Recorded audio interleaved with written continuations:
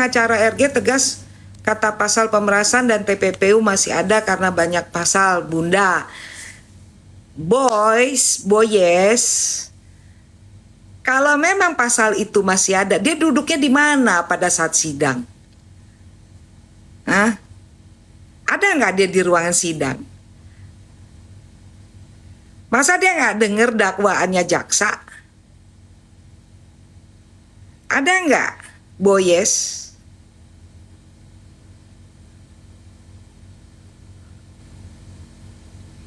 Kalau JPU melarang TikTok, bagaimana, Bun? Ya, dia maunya TikToknya dari HP dia kali.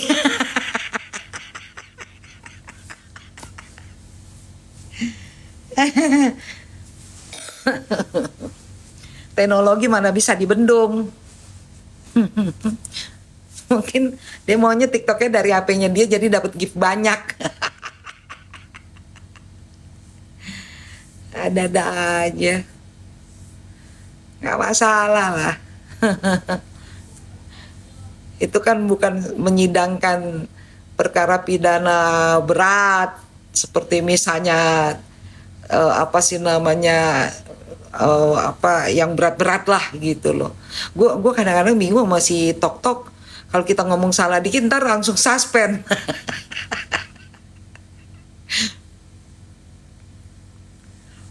Betul, kalau sidangnya udah dinyatakan terbuka ya boleh. Gitu. Kalau di apa sih namanya, kalau kita bicara TikTok itu berpotensi apa dimanfaatkan, makasih Zaidan, berpotensi mendatangkan uang buat apa sih namanya, buat yang hadiri persidangan gitu loh. TV sendiri juga kan dianya ada iklannya, YouTuber juga ada iklannya gitu.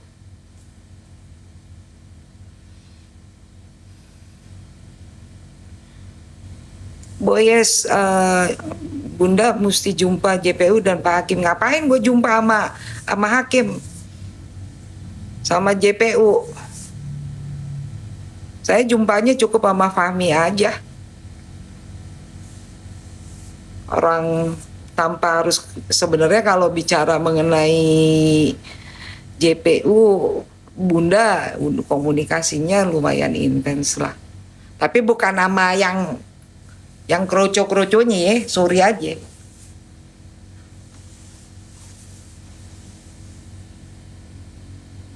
Tadi udah jelas nggak mengenai pemerasan dan TPPU? Ntar masih aja didebatin di situ. Udah jelas-jelas itu disomasi. Kalau udah disomasi kan tinggal dilaporkan. Gitu, karena syarat untuk melaporkan adalah harus somasi, minta permintaan maaf. Kalau dibilang sorry ya kita minta maaf, ya udah lanjut gugatan pidana kalau yang itu. Gitu. Jadi nanti Nikmir berarti akan ada gugatan pidana terhadap RG. Iya Indigo. Jadi ada gugatan baru lagi nanti. Laporan baru. Pihak Nikita Mirzani akan melaporkan RG.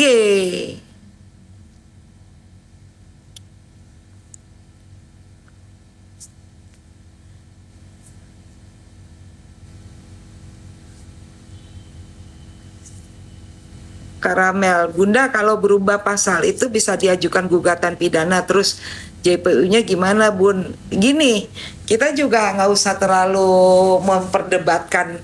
Saya juga kadang-kadang bertanya-tanya ya, yang memperdebatkan pasal ini ngerti nggak bahwa sebenarnya dengan tidak adanya pasal pemerasan dan apa sih namanya TPPU, terus ngapain lu debatin? Kenapa lu keberatan mau dimunculin lagi? Ah? Justru dua pasal itu yang paling berat daripada cuman urusan pasal 27. Ancaman hukumannya paling tinggi. Dua pasal itu. Kalau udah nggak ada, udah kita nggak usah ngeributin. Bagus.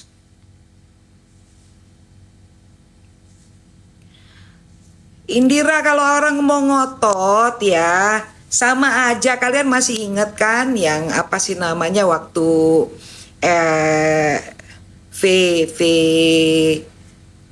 apa sih namanya si Dedel ya. Si Dedel itu pengacaranya kurang berapi-api gimana ngomong. Hmm? Wah, heboh di Polres ya kan dia ngomongnya. Tetep aja tuh P21.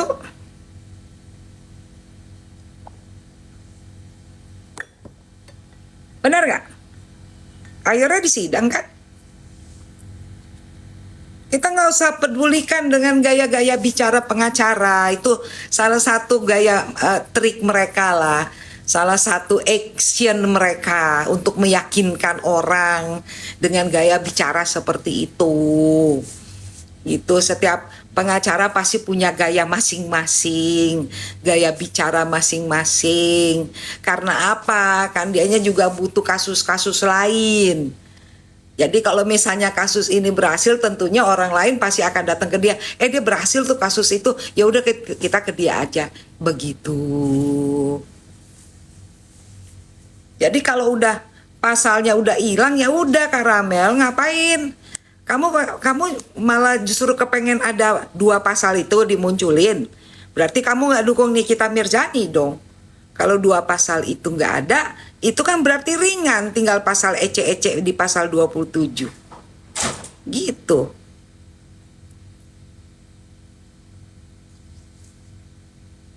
Iya, bener Lili. Dulu kan gimana nggak petang-tang peteng-teng tuh. Kubunya Dedel berikut pendukungnya. Akhirnya gitu. Ya pengacaranya kan ngomongnya wah itu lebih-lebih lagi pengacaranya. Kalau orang Batak emang kayak gitu gayanya. Bunda kan orang Batak. Tapi yang itu overdosis. Overdose menurut Bunda ya cara bicaranya gitu ya. Gaya bicaranya tuh apa sih namanya kadang-kadang mengabaikan etik juga, etika gitu loh. Ya, kalau gaya bicara mereka kayak begitu ya biarin aja, yang penting pasalnya hilang. Lo mau ngomong apa kek gitu. Pasalnya udah nggak ada, kita ributin mesti ada. Sebenarnya dukung Nikita Mirzani apa enggak sih? Kalau ngedukung Nikita Mirzani, ya udah pasalnya nggak ada, nggak usah diributin. Malah bagus, lebih ringan gitu.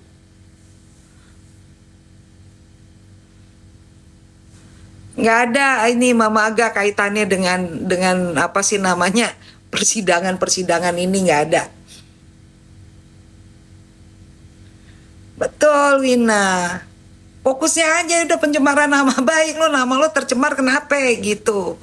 Kalau dibilang abu-abu, maunya apa? Ungu, apa biru?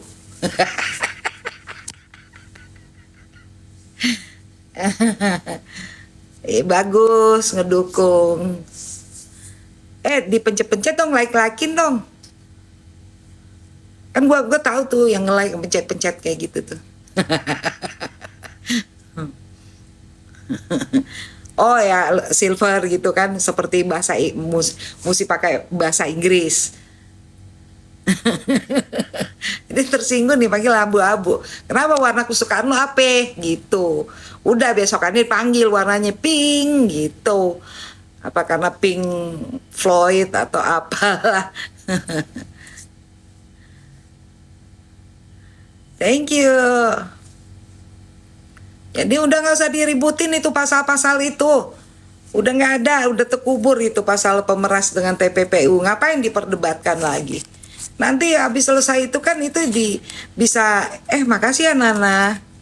Bisa digunain untuk lapor balik. Tuh, lapor balik lagi.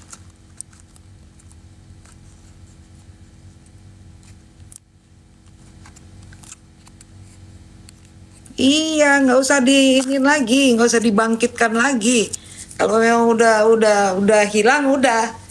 Tinggal sekarang pikirin itu aja, pasal mengenai pasal 27, pencemaran nama baik. Dia merasa tercemar karena dipanggil abu-abu, maunya dipanggil pink. Jangan marah, hehe, pendukungnya ya. Ada nggak pendukungnya di sini? Jangan marah, segitu aja pakai lapor-lapor ke polisi.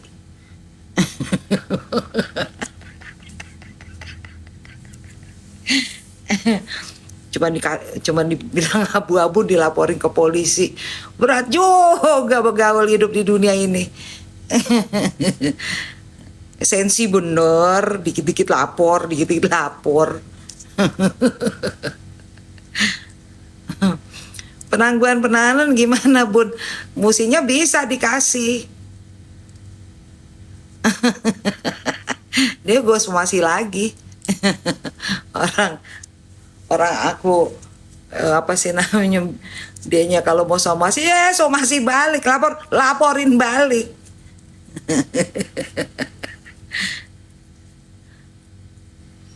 Iya, sebenarnya kan Indonesia ini kan janganlah dikit-dikit hobi menjarain orang. Kenapa sih hobi banget menjarain orang?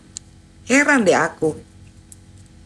Berdamai aja, nanya, ngomong, sini deh. Kan apa sih nih? Saya mau nanya dong, kenapa sih kamu ngatain saya kayak gini, kan bisa.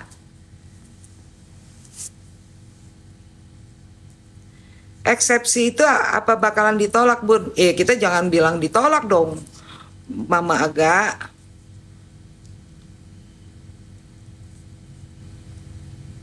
Takut sama mulutnya Niki bun, Bina. Yang takut sama mulutnya bunda juga banyak. Soalnya bunda, aduh, bunda mah sebenarnya tahu banyak, tahu rahasia banyak. Cuman bunda yang penting jangan colek gue. Colek gue buka habis gitu.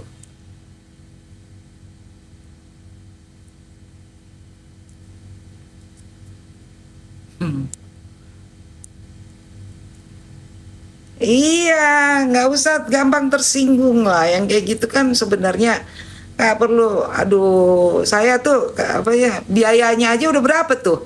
Bayar pengacara, honor pengacara, ya kan? Wih, udahlah kalau berperkara itu kan pasti biayanya tinggi, ya kan?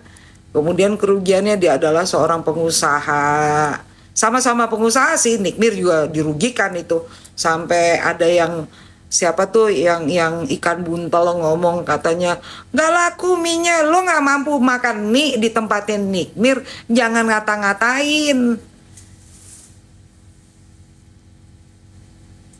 Nggak mampu jajan di tempatnya Nikmir, jangan ngatain. Cuma New doang yang bilang nggak enak, di situ enak. Aku aja kepengen kok ke situ, waktunya aja waktu itu nggak cukup. Dan aku yakin seleranya Nikmir pasti jelas lah. Dianya kan hobi juga noodle.